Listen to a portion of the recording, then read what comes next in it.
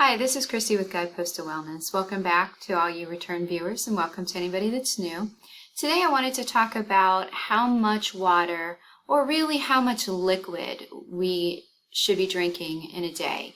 And it's a bit of a broad range, but I wanted to talk about this topic because I find, especially in the winter, when the air is drier, I may not be sweating as much from different activities, that oftentimes I don't like to drink cooler beverages, so I end up drinking more teas, and I may end up not drinking enough water. So I thought I'd share some ways to improve that here today too. And those of you that are new to the channel, on this channel we talk about anything and everything that has to do with wellness, and obviously since our body is 70 to 75% water, hydration and what to drink is an important thing to talk about, and how to incorporate positive habits. Because the better choices we make, obviously better health, and then a better life overall. So let's talk about, in broad terms, how much water we need. So a good rule of thumb, if you're trying to determine an exact quantity, a minimum, a maximum, if you're that type of person that wants to know that I need to drink so many of these bottles of water a day or fluids, then a good rule of thumb is to take 25 to 50% of your body weight and drink that in ounces. Okay, so I think that that's a good range, and the range is important because this is talking about pure fluids that you're ingesting, and you're going to get fluid and things from your foods that you eat as well, but it depends on the time of year, if you're sweating a lot, if you're physically active, if any of those types of things can really determine how much hydration that you're going to want to get in a day.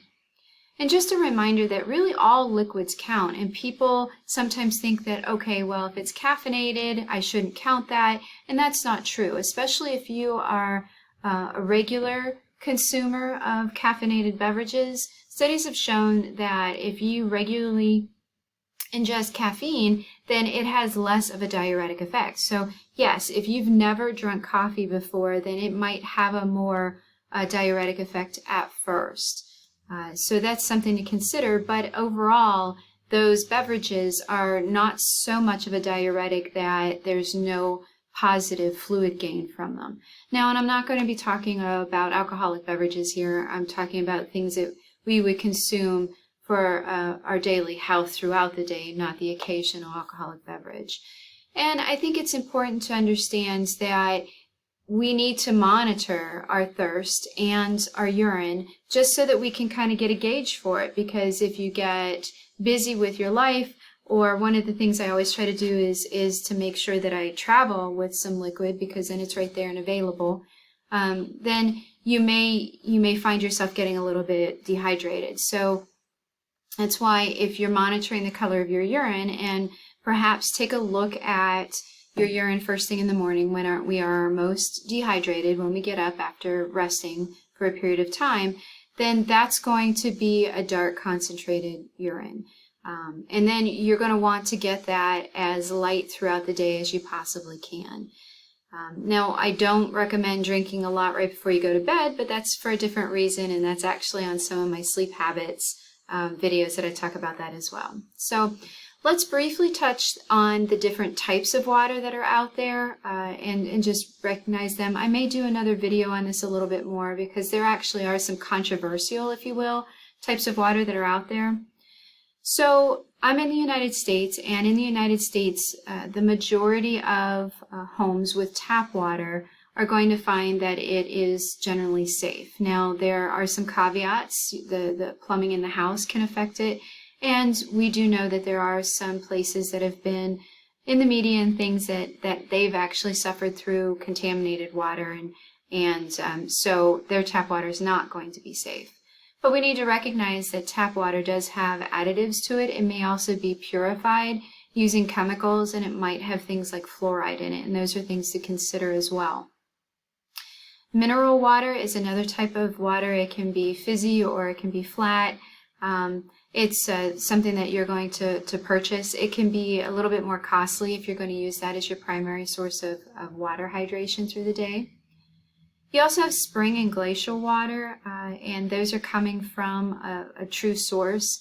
And Many of them are actually raw and unfiltered, or like my husband and I do when we go to the mountains, we stop at some springs. It's literally just a faucet sticking out of the side of the mountain, and the water is just remarkable. And it's actually somewhat mineralized itself, coming from the springs. But if it is truly raw, there's some risk there that there could be some bacteria in it. But if you're buying bottled, like Fiji water or some of the other brands that are glacial or spring waters, then you have that additional cost as well.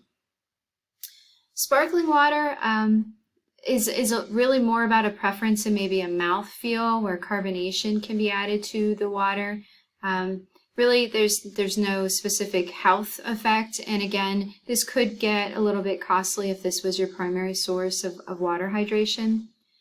Now, distilled water is not something that I recommend at all that you drink unless it is an emergency type situation, or perhaps if you're cooking with it, because it is truly, it has been all of the minerals and everything that's in it have been taken out. So it is pure H2O, which you might think would be good for you, but actually our body will work to try to put minerals back into our blood by pulling them out of the cells. So distilled water is not something that should be used for drinking water for long term, again, unless you're in some type of contaminated or at-risk area, because again, it can pull the minerals from your cells.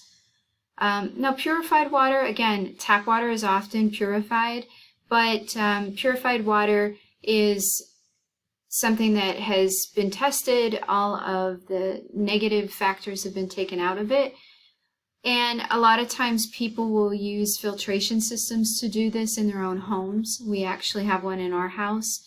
I use a Watts Premier filter, and then I actually remineralize it with the VTEV Remin.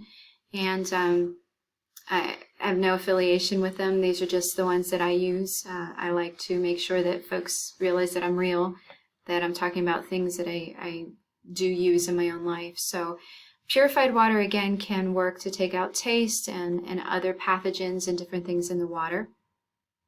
Then you've got flavored and infused waters, and that's why I stopped and bought one of these. And I don't drink a lot of these, but I am one that I find that I do better drinking flavored water. So I actually like to buy True Lemon additives, which are very natural and don't have a lot of the artificial colorings, and definitely have no artificial sweeteners in them. That's one thing.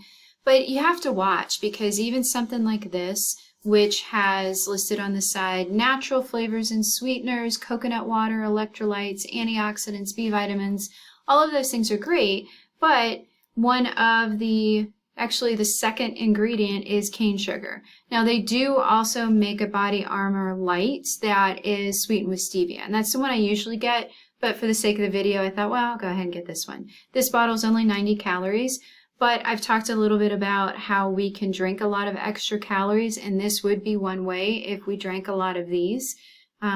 Even though it has some great things with the electrolytes and the coconut water and stuff like that, 90 calories every time you drink a bottle of water, and I'll put a link to some of my videos and stuff about that below, can add up over time, okay?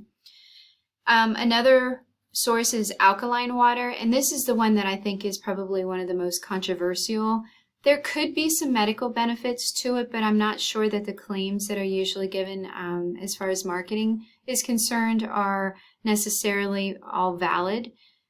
A lot of times it's marketing that's trying to get you to buy the water, and a lot of times if you're doing it at home, there can be very expensive machinery and things of that nature.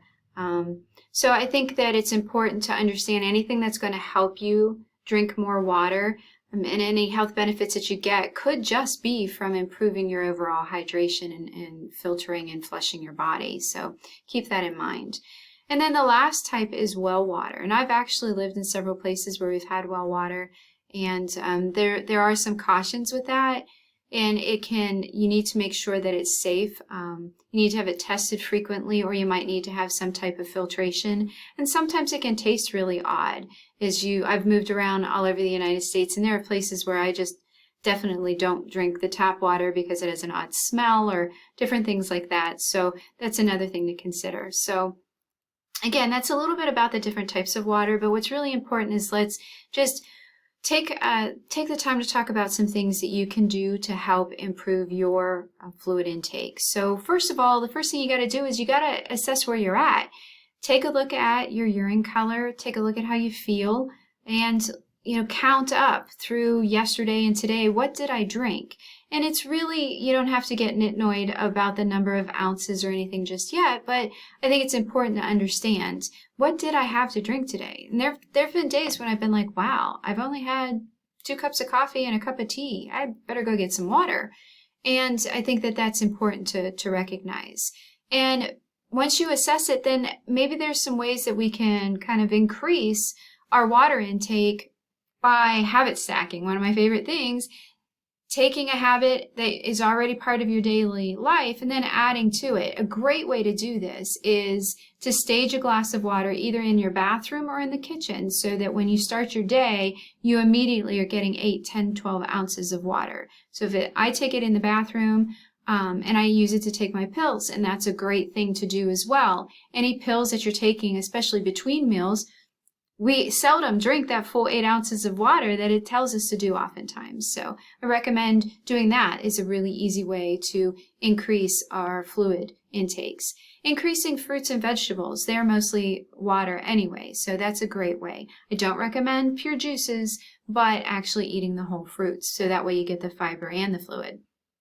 And then right now it's wintertime, and I'm a strange person. I don't like soup when it's not cold outside. So for me, soups are a great way to get extra fluid in the wintertime, but not so much in the summertime. So think of ways to do that. Another thing that you can do is make sure you take water with you. Find some type of portable. I love this one. I'll put a link for it below. In case you can't find it in the stores around you. It's double walled. It's really high quality plastic. What I love too is it will not spill. Okay, this is great. You can see that there's actually water in it, but it has this great flip down. It's kind of redundant, but I'm always having mine like drop over in the car or something like that. And then this is so easy to drink. It has a nice wide pour spout. Clip it into place, and there you go. So I love this bottle, but get something like that. And you want to look for glass, stainless steel. We have a lot of stainless steel bottles, which are amazing for keeping things cold and or hot. Those are wonderful. In the summertime, you can put ice in them, and 12 hours later, it's ice cold. And then look at the types of plastic to make sure that they're non-BPA. The Triton copolymers, some of those are really good that are out there. So again, next steps, see how much liquid that you're already drinking in a day, and then work on ways to incorporate the additional fluid. When you're looking at that, look at how much sweetened, caffeinated, or artificial sweeteners they are, and then see if there's ways that maybe you can make some swaps to healthier choices. If you find that you're drinking 8 cups of coffee, then maybe cut back on a couple of those cups of coffee with some flavored water or plain water or even decaffeinated herbal teas. So I think those are some of the ways to get started. And I'd love to hear your comments below. Please give me some suggestions on ways that you found to incorporate water into your life. Take care and be well.